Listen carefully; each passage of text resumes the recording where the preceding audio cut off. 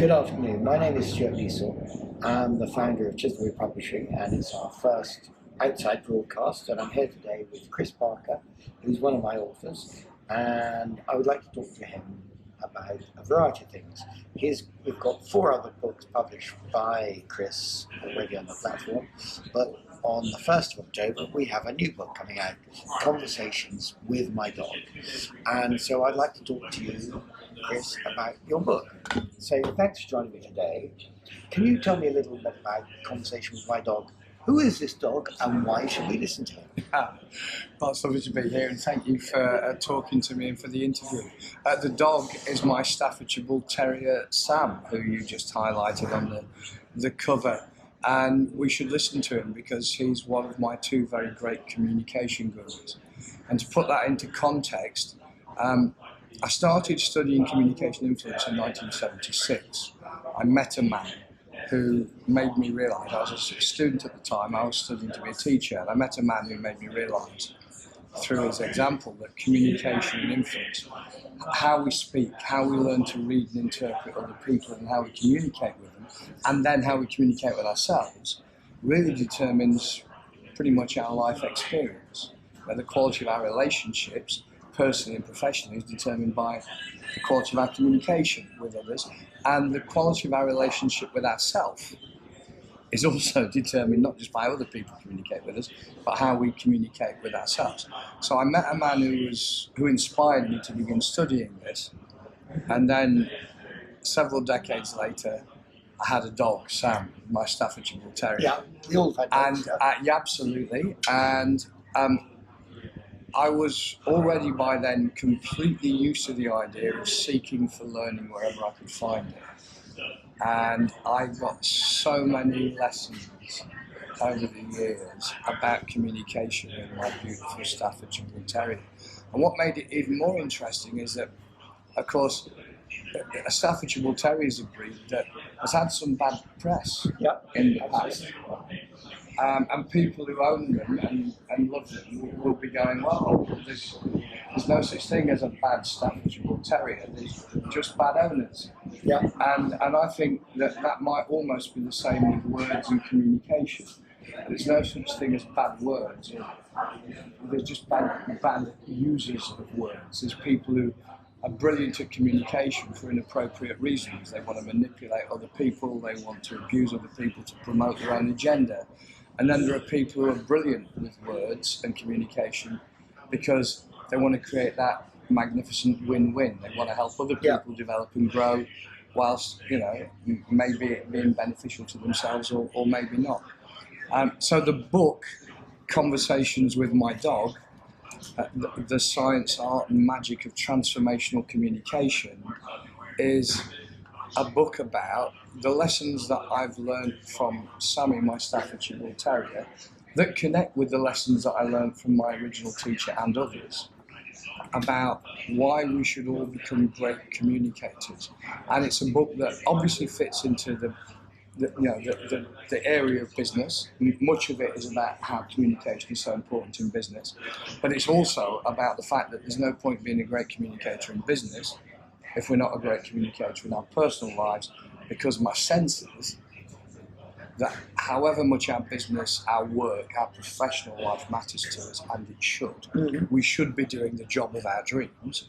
My sense is that even if we're doing the job of our dreams, the people we're sharing our lives with in a personal way should be even more important. Yep. So communication skills is the only thing I know that is of incredible value for helping us be more successful in our business, professional life, and is also incredibly important in making sure that we have a powerful, meaningful, valuable personal life. So who is this book aimed at? I mean, who do you think might want to buy it? Well, I think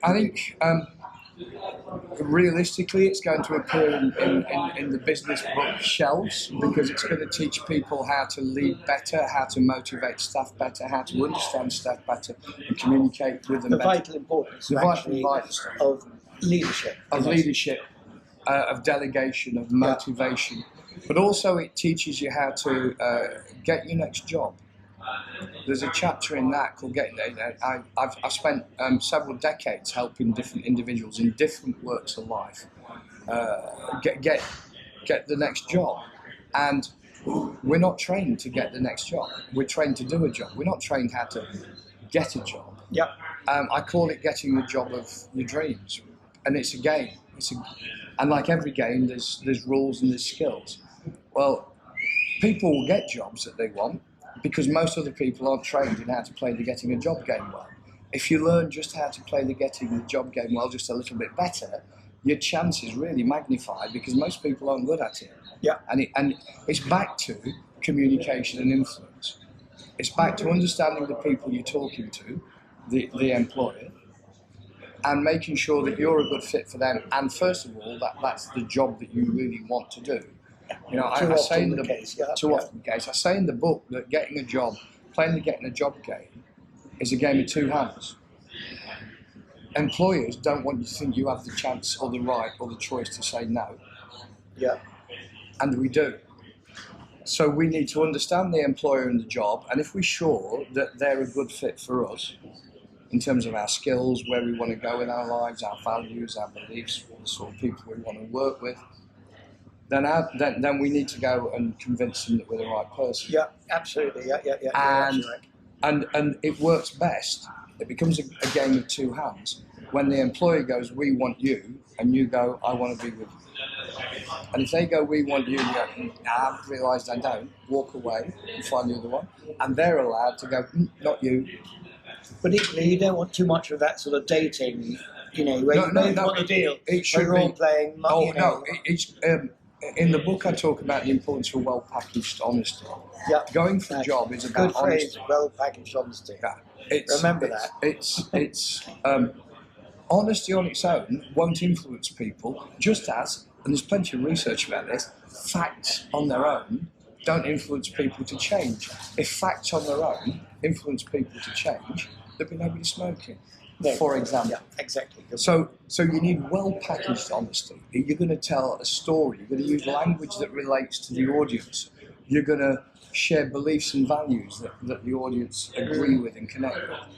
But it has to be honest. Yeah. So when you're going for a job, or any other aspect of leadership, or business development, when you're communicating with a particular market segment, it needs to be well-packaged honesty. We're not going to get a job. I've never helped somebody get a job because they lied. Yeah. I wouldn't touch that with a barge pole.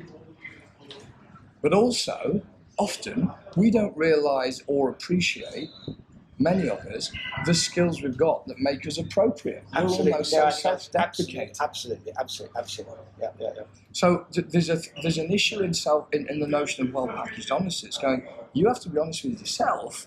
That's when it comes back to conversations with myself, where I can really appreciate what my skills are and what my capability is, and that not just necessarily what I can do now, but my capability to learn and grow.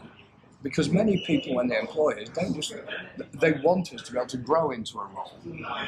We've got to be able to keep learning and progressing. So I think that's a really important part of it. And again, these are all things, and it might sound hard to believe or accept, that I learned from a Staffordshire Bull Terrier. I watched him. He didn't know what his role was in the house. He had to learn it. Yeah. That's a fundamental action. Did he offer well-packaged honesty? He didn't know how to do anything else. He didn't pretend he was a German Shepherd. Yeah. He didn't pretend he was a cat. We'd got a cat. But he didn't pretend he was the leader. Did he live with a cat? He lived with a cat because we had to train that.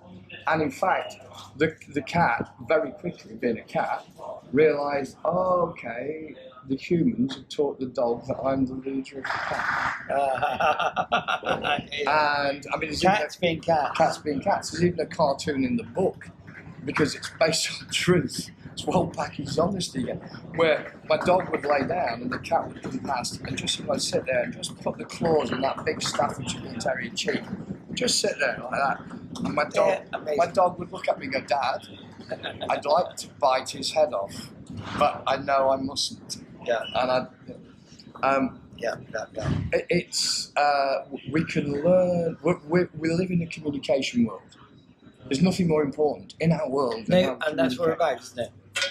And I learnt lots from my Staffordshire Bull Terrier, and I learnt lots from one other human being in particular, and I've learnt lots from many other people, and I've learnt lots from people who didn't even know they were my teachers. Often, I'd watch them communicate and go, "Oh, that's how you don't do it. Thank you for reminding me." But it is one of the great satisfying things. I mean, in previous lives when I was teaching like tank gunnery, shock horror, but it's amazing the pleasure of actually getting someone to see what you're trying to teach them get through and being recognised. It's probably one of the most satisfying things I agree. in one's life. I agree. It's the power of influence. And many of us don't think of ourselves as teachers because we're not in those roles, we might not think. However, we're all influencers. And we influence whomever we encounter and engage with. And there's plenty of good neuroscience about this too. That once somebody is aware of us, we influence them, whether they know it consciously or subconsciously. We don't have to learn to be influencers, we are. We have to learn to be deliberately congruent, powerful, ethical influencers. So that teachers are obviously influencers and they want to make a difference. And when you see it making a difference, and you know you have, it's one of the great joys in life. Yeah, absolutely. It's just one of the great joys. And that's true for parents, but it's also true for friends. It works in so many ways. And yet, we can influence the person that we just bought the newspaper from, or we will do. But this is the thing, we will do. We cannot not influence. There's no research that suggests that when you engage with another human being, you don't influence them. However fleeting, even if they don't know you, it's a very make an effect. And so the book is obviously it's about how to do well in your business life and your professional life, whether it's business or but it's also going, use the same skills with yourself when you communicate with yourself and with those people you care about, and with just practice with just passing strangers, because you can make.